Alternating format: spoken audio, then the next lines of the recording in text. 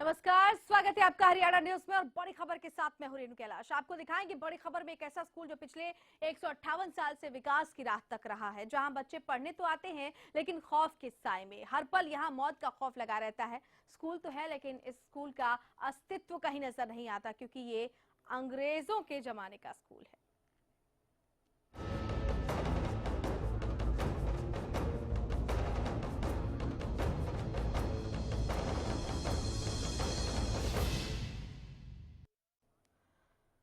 जी, 1857 का वो बूढ़ा स्कूल जिसके कमरों की दीवारें मौत बनकर सिर पर लटक रही हैं, जहां बच्चों के बैठने के लिए सिर्फ धूप का सहारा है। सैकड़ों बच्चों पर महज 5 अध्यापक हैं। अब आप सोचिए कैसे शिक्षा की बदहाली झेल रहा है झज्जर के आसौदा सिवान का प्राइमरी स्कूल। यह हालत अंग्रेजों के जमाने के उस स्कूल की है जो गुलामी की जंजीरों में अब तक जकड़ा हुआ है। देश आजाद हो गया, लेकिन इस प्राइमरी स्कूल को बदहाली और जर्जरता की बंदिशों से रिहाई नहीं मिली है। जिस बूढ़ी इमारत को आप अपनी टेलीविजन स्क्रीन पर देख रहे हैं, ये बहादुरगढ़ के असौदा सिवान का प्राइमरी स्कूल है, जो 1857 यानी अंग्रेजों के जमाने का बना हुआ है।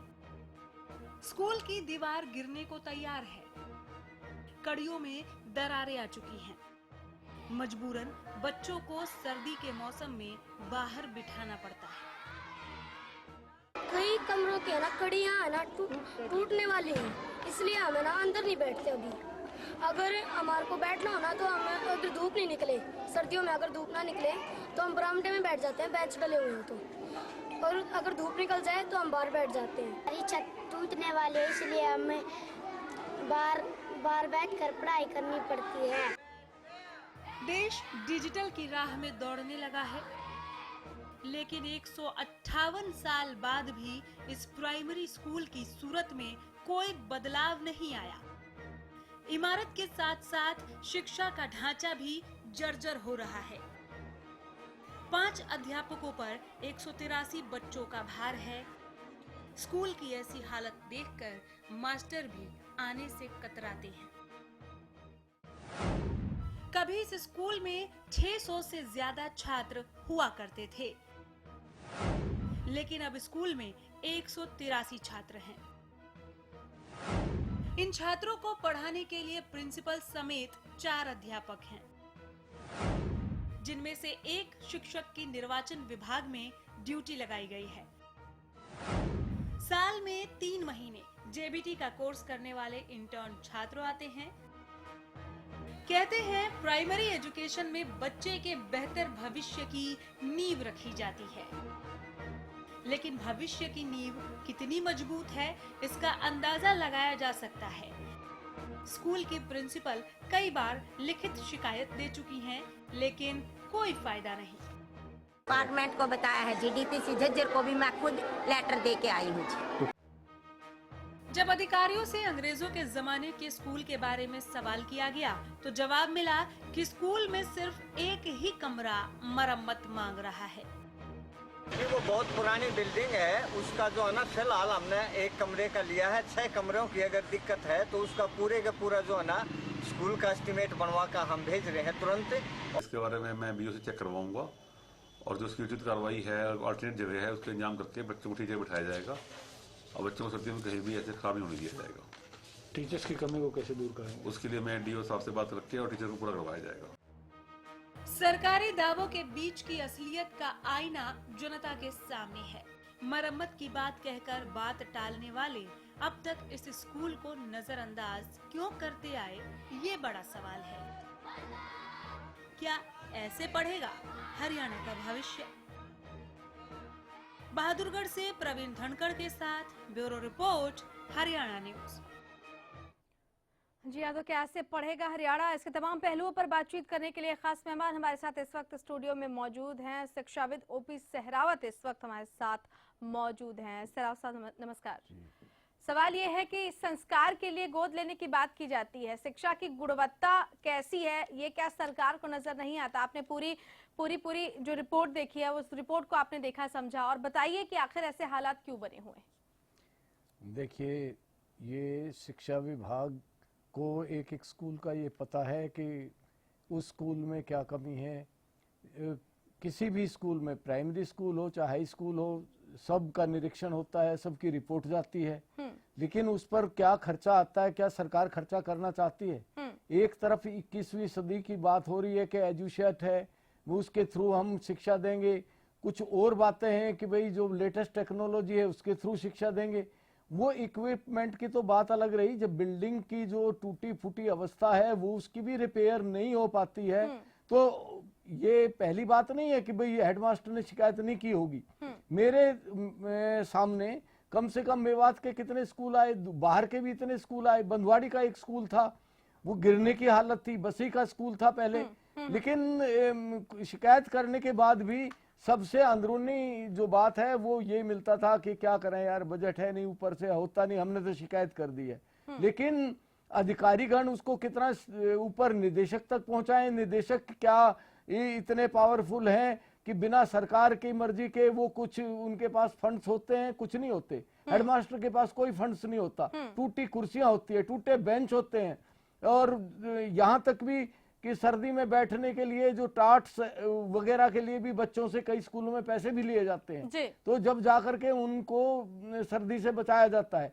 जब इस प्रकार की हालत हो, और 1877 का जो सिवान का स्कूल थी उसकी हालत देखिए असोदा की, ये एक स्कूल नहीं है कि कितने ही ऐसे स्कूल हैं। इस पर ध्यान देने की सरकार की बहुत ही आवश्यकता है, और अधिकारीगण जो है वो अपने दौरे के दौरान अपनी रिपोर्ट देते हैं। एसडीओ जाता है, डीओ जाता है, वो उसके ऊपर अधिकारियों की रिपोर्ट जाती है, किस स्कूल में कितनी संख्या है, कितने टीचर चाहिए, क्या वो टीचर काफी हैं, उनकी ड्यूटी लगती है तो भी है कि भाई बदल के दो, और 100 स्टूडेंट्स पे 20-20 भी हिस्से में नहीं आते तो वो क्या मतलब कैसे करेंगे?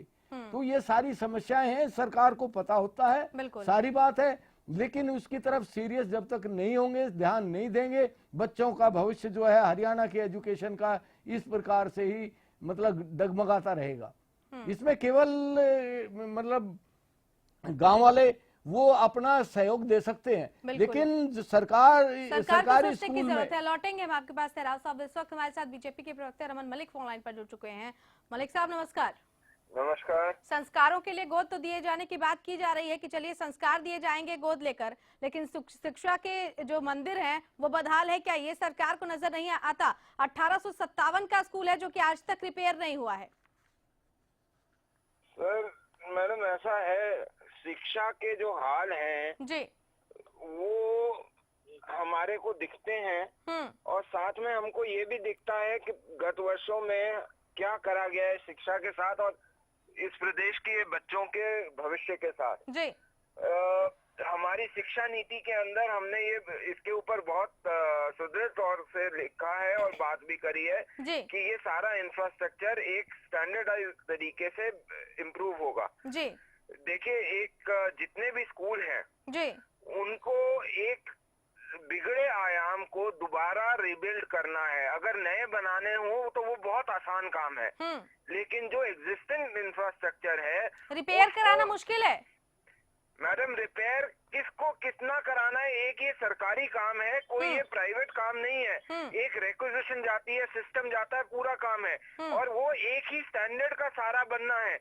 आप ये देखिए कि कहीं पे एक माला बना हुआ है और वो स्टैंडर्ड अगर साइज ये है कि जी 5 स्टोरी बनने हैं, तो वो जिसमें एक किसी में 1 है, किसी में 2 है, किसी में 3 है, तो उसको एट पार लाने के लिए सारी चीजों का निरीक्षण कितना वक्त चाहिए?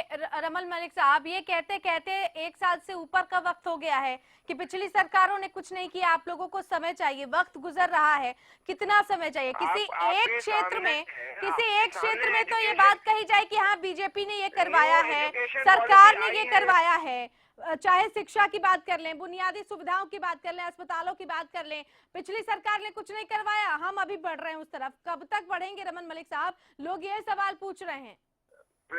मैडम, शिक्षा नीति नई आ गई हुई है, पॉलिसी बनते हुए हमारा कोई केजरीवाल साहब की तरह नहीं है कि सुबह उठे और मुंह खोलते ही कुछ भी बना दिया। एक प्रॉपर पॉलिसी के तहत उसके ऊपर विचार करके बुद्धिजीवियों के साथ घोषणा पत्र में इस तरह की बातें क्यों की जाती हैं?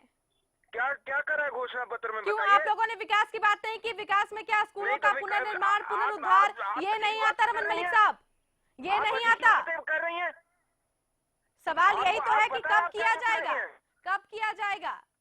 आप ये सवाल उठा रहे हैं कि पत्र में ये लिखा है कि मैंने विकास करना है, तो विकास करने का मतलब ये है कि मैं समय सीमा नहीं है उसकी। एक अपनी मर्जी से कुछ भी कर दूं। समय सीमा नहीं है। प्रावधान कानून के जनता की भावनाएं, जनता की उपेक्षा कुछ नहीं है। ये समझना जरूरी नहीं है कि जो अभिभावक हैं, जो पेरेंट्स हैं, उनको क्या चाहिए, वो क्या। अरे उनको क्या चाहिए? उनके बच्चे जर्जर दीवारों के नीचे पढ़ रहे हैं, मौत के नीचे वो पढ़ रहे हैं, मौत का साया उन पर मंडरा रहा है, वो उनको सुरक्षा चाहिए, उनको सही शिक्षा चाहिए, और क्या चाहिए अभिभावकों को? डिस्ट्रिक्ट एजुकेशन ऑफिसर है, उसकी जिम्मेवारी बनती है। और मैं आप जो चीज बोल रहे हैं ये हमारे संज्ञान में भी है, और मैं दोबारा भी डाल रहा हूँ एजुकेशन मिनिस्टर के संज्ञान में कि अगर ऐसी कोई भी इंफ्रास्ट्रक्चर है जो हैजर्डस है, उनको इमीडिएटली बंद करा जाए। लेकिन आप अगर सेंसेशनलिज्म चाहें कि जी, मीडिया को सेंसेशनलिज्म अच्छा लगता है और वैसा काम सिर्फ केजरीवाल साहब कर सकते हैं, हम नहीं कर सकते। 180 से ज्यादा बच्चे वहाँ पर पढ़ रहे हैं, जिनके ऊपर छत जो है वो लटकी हुई है। खुदा न खास्ता किसी दिन हादसा हो गया तो सेंसेशन वो बन जाएगा। बच्चों के ऊपर लौटेंगे आपके पास। डिटेल भेजिए, अपने पास डिटेल भेजिए, मैं कल सुबह की पत्रक बना के भेजता हूँ, उसके ऊपर कुछ होगा। चलिए, उम्मीद करते हैं रमन मलिक साहब कि आपने संज्ञान लिया और आप कह रहे हैं कि आप इस बात को आगे बढ़ाएंगे। कल सुबेरे के लिए आप मेरे को सारी चीजें भेजिए, मैं खुद पत्र बना के आपको दूंगा। पहले मैं आपको जगह का नाम बता देती हूँ। झज्जर का सौंदा सिवान गांव है जहाँ का ये स्कूल है। मैं उम्मीद करती हूँ कि आप तक ये सारी इन्फॉर्मेशन पहुँचेगी और हम खुद पहुँचाएंगे ताकि आप खुद इनिशिएटिव लौटेंगे आपके पास। तरीके से रमन मलिक साहब लौटेंगे आपके पास, हम आपकी बात सुनेंगे। हमारे साथ और भी खास मेहमान जुड़े हुए हैं, आप लगातार बने रहिए, हम आपसे आगे बातचीत भी जारी रखेंगे। सराव साहब, जिस तरीके की बातें रमन मलिक साहब कर रहे हैं, क्या आपको लगता नहीं है कि ये इच्छा शक्ति का अभाव है? पिछली सरकार हो, वर्तमान सरकार हो, सब एक दूसरे के ऊपर आरोप और प्रत्यारोप का खेल खेलते हैं, काम नहीं है। देखिए, ये गुड़गांव तो बहुत उन्नत जगह कही जाती है। सेक्टर 4 का विद्यालय है, उसकी बिल्डिंग कंडम घोषित की हुई है। तकरीबन 15-20 साल हो गए, 13 साल मुझे रिटायरमेंट के हो गए, उससे पहले मैंने लिख के दिया था। आज तक वो बिल्डिंग में बदलाव नहीं है। कब वो कमरे गिर जाएं, उनमें तरेड़ आई हुई है, उनको मतलब कंडेम घोषित करने के बाद भी 15 साल के बाद भी, चाहे कोई सरकार पिछली रही हो या ये रही हो, स्कूलों का हाल बदतर है। इसमें उसकी बात नहीं है। अगर वो अच्छे कदम उठाए, सरकार अच्छी बातें करे, अब उसमें टाइम लगेगा, उसमें टाइम कितना लगेगा, कैसे होगा, सवाल ये बड़ा प्रश्न है। लेकिन स्कूलों की हालत अच्छी नहीं है। बहुत से ऐसे स्कूल हैं जो बिल्कुल खड़े हुए ढांचे हैं, बिल्कुल। तो ये एक स्कूल की हालत नहीं है, बहुत से ऐसे स्कूल हैं। लेकिन ये कब होगा, कैसे होगा, क्या होगा, ये बड़ा सवाल है। इसमें कौन करेगा, क्या डिसीजन लेंगे लोग, मतलब इसमें हमें पॉलिटिक्स में जाने की आवश्यकता नहीं है। लेकिन स्कूलों का सुधार बहुत ही आवश्यक है। और मैं ये समझता हूँ कि सरकार इस बारे में जल्दी निर्णय लेकर के और स्कूलों के लिए अच्छी सोच रखते हुए स्कूलों का मरम्मत भी कराए। और जो भी मतलब लेटेस्ट टेक्नोलॉजी है, हमारे बच्चे कॉम्पिटिटिव बने और अच्छी शिक्षा लेकर के हमारे हरियाणा का नाम करें, हम ये चाहते हैं। बिल्कुल, और अभिभावक भी यही चाहते हैं। रमन मलिक साहब, आप भी फोन लाइन पर जुड़े रहिए। सराव साहब, आप बने हुए हैं हमारे साथ लगातार, तो लगातार ये चर्चा जो है वो जारी रहेगी और समझने की कोशिश करेंगे कि कब तक वर्तमान सरकार पिछली सरकार पर और पिछली सरकार वर्तमान सरकार पर इस तरीके के आरोप लगाती रहेगी और कब तक नौनिहालों के साथ इस तरह का खिलवाड़ होता रहेगा। जवाब जानने की लगातार कोशिश करते रहेंगे बड़ी खबर में, एक छोटे से ब्रेक के बाद।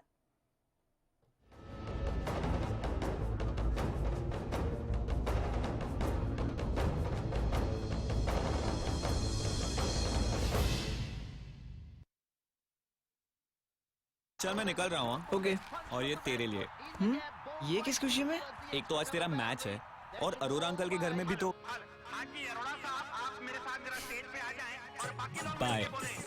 आपकी जरूरतों को वही समझते हैं जिनके लिए स्पेशल हैं आप, जिनसे dish TV only for you 9905 पर आज ही कॉल करें और पाएं ऑफर्स जो है खास आपके लिए, क्योंकि स्पेशल हैं आप।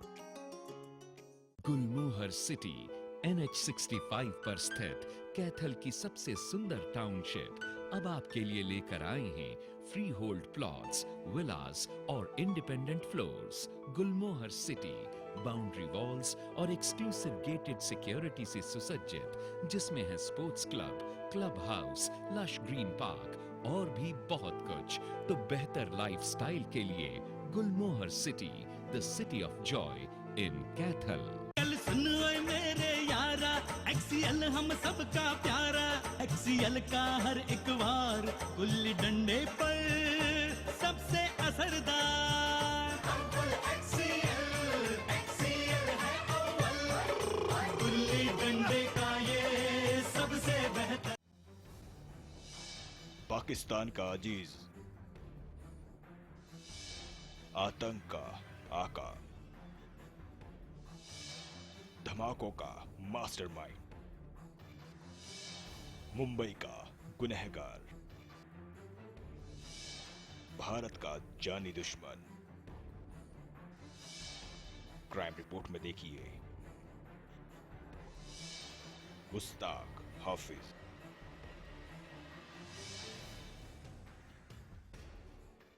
जय गोगा जी हेयर ऑयल, गंजेपन में दोबारा बाल उगाएं, बालों का झड़ना रोकें। मेरा नाम अजय कुमार है, मैं गुड़गांव का रहने वाला हूँ। मैं झड़ते बालों से बहुत परेशान था। तकरीबन 1 महीने से गोगा जी का हेयर ऑयल इस्तेमाल कर रहा हूँ। मैं काफी खुश हूँ। बालों को लंबा और घना करें तो अपनाएं जय गोगा जी हेयर ऑयल। सरकारी नौकरी मिलती नहीं या आप लेते नहीं, बेरोजगार रहने के 2 कारण हैं। या तो आप कोशिश नहीं कर रहे या आपकी दिशा गलत है। सरकारी नौकरी कैसे पाई जा सकती है, देखिए हमारा खास कार्यक्रम कैसे पाएं सरकारी नौकरी, हर रोज दोपहर 2:30 बजे।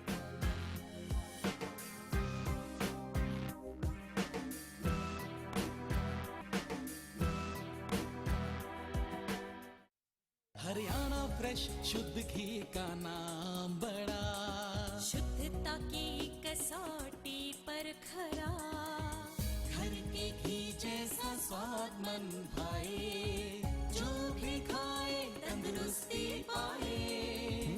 हरियाणा फ्रेश एगबाग शुद्ध घी, स्वाद घर के घी जैसा। हरियाणा फ्रेश शुद्ध घी। कल सुन ओए मेरे यारा, XCL हम सबका प्यारा, XCL का हर एक वार गुल्ली डंडे पर सबसे असरदार।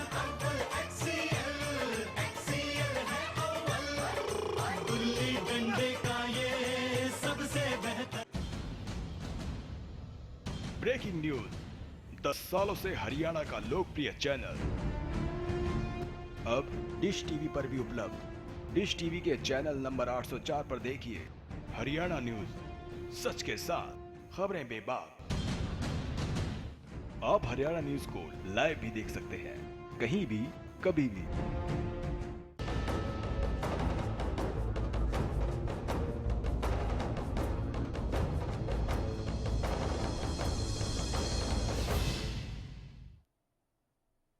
तो बड़ी खबर में आज हम बात कर रहे हैं अंग्रेजों के जमाने के एक स्कूल के 1857 का एक स्कूल जो अब तक रिपेयर नहीं हुआ है। यहाँ सैकड़ों बच्चे जाते हैं। आप सोच सकते हैं कि कैसे वो अपनी जान जोखिम में डालकर यहाँ पर पढ़ाई करते हैं, और उन अभिभावक की आप मानसिकता को समझ सकते हैं जो बहुत डर कर यहाँ पर अपने बच्चों को भेजने के लिए मजबूर हैं। बीजेपी प्रवक्ता एक तरफ ये कह रहे हैं कि अभिभावकों से पूछा जाएगा कि उनकी डिमांड क्या है, एक अभिभावक क्या चाहेगा, अपने बच्चों की सुरक्षा, इसमें समझने और पूछने वाली क्या बात है, वहां पर निरीक्षण किया जाना चाहिए। लगातार इसके लिए कोशिशें की जाती रही हैं स्कूल प्रबंधन की तरफ से, लेकिन इसका नतीजा ढाक के 3 पात। हमारे साथ लगातार खास मेहमान ओपी सहरावत स्टूडियो में मौजूद हैं।